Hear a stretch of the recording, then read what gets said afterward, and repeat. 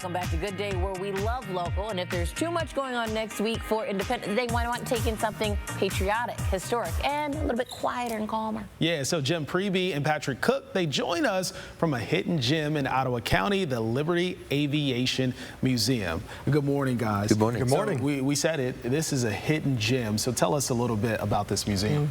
The museum was founded 1994, but the first building was built in 2012. And we finished the second building in 2015. We house aircraft as an aviation museum. But if we were to open it today, we might want to call it something different. We might call it a transportation museum, because we've added automobiles, armaments, tanks, boats, everything under the sun. And one of the coolest things about us is that we're a working museum. A lot of folks might not know what that means, but we actively fly these aircraft. We drive our tanks, we drive our cars. Everything that we do there, it runs, or is at least intended to. On average, how many vehicles would you have in the museum at one point? So what's the highest? What's the lowest? So it's hard to give a number to that, admittedly, because it is a working museum, meaning that we have a lot of friends in museums throughout the country. They have a lot of visiting aircraft, a lot of visiting cars, tanks. So really depends on the week that you go. We might have something different there. Might have an aircraft missing, might have an aircraft there. Just really depends. Yeah, so Jim, tell us a little bit about the aircrafts that, just specifically to the aircrafts now, what years will we get an opportunity to see by visiting those? I think our most exciting craft that we have is the Ford Trimotor from 1928. Wow. It was built by Henry Ford. It's part of the his advancements in transportation.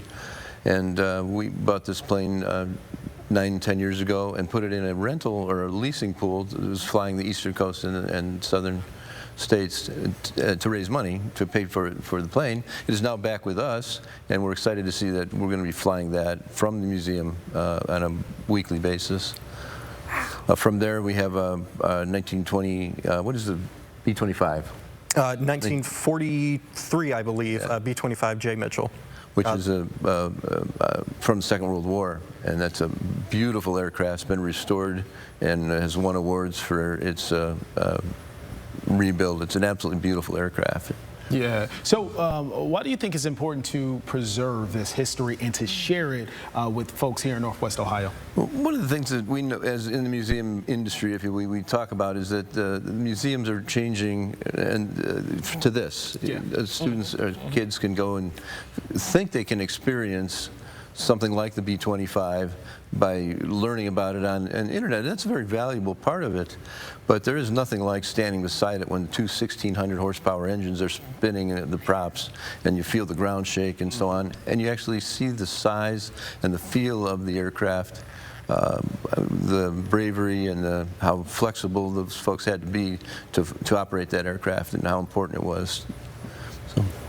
So when it comes to, can I give you $1 and you'll give me a ride, or can I drive it myself, or anything like that? Do we get to see it actually do any action? Not to say that, seeing it isn't enough by itself, like you said, being able to watch it. Can I watch it take off? Can I watch any of them do anything? Some of the planes you can take a ride in them. I invite you to come by and do that. In one of the aircraft for a fee, you can sit in the co-pilot seat while you do that, as long as you promise not to operate the aircraft. Don't touch it. So, and so we're doing that with some. Others we can't do that with because we operate them as aircraft, and we don't have people going into the planes and changing controls and things like that. But you can get up and close and personal with really just about everything in the museum. You can get that experience. So anything happening over at the museum in the next week or so you guys want folks to come out? Absolutely. So within the next couple weekends, we have another visiting aircraft that's going to come visit us, a T-6 Texan. It's a trainer aircraft for pilots during World War II.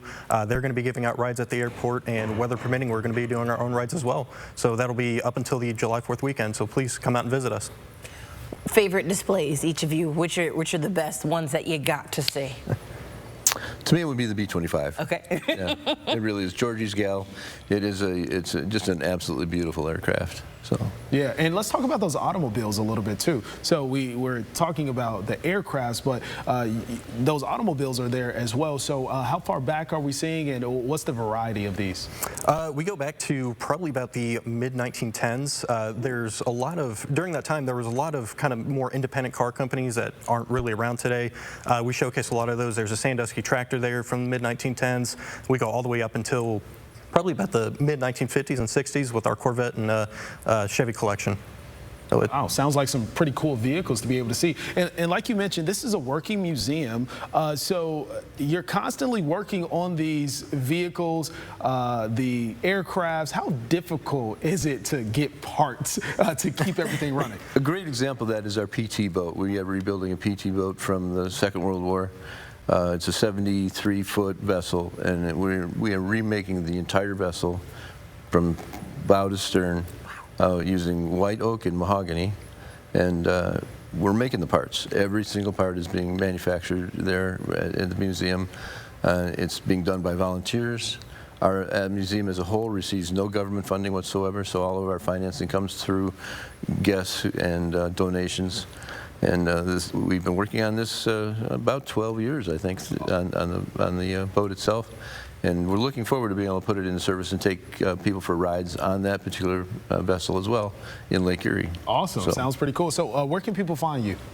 We are in Port Clinton, right off of Route 53 on State Road.